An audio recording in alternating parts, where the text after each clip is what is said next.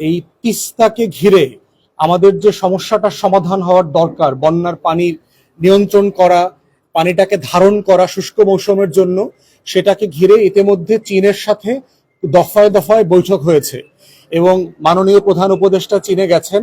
সেখানে 50 বছরের নদী পরিকল্পনা সম্পর্কে জানতে চেয়েছেন। তিস্তা নিয়ে অগ্রগতি আছে আমরা দেখতে পাচ্ছি।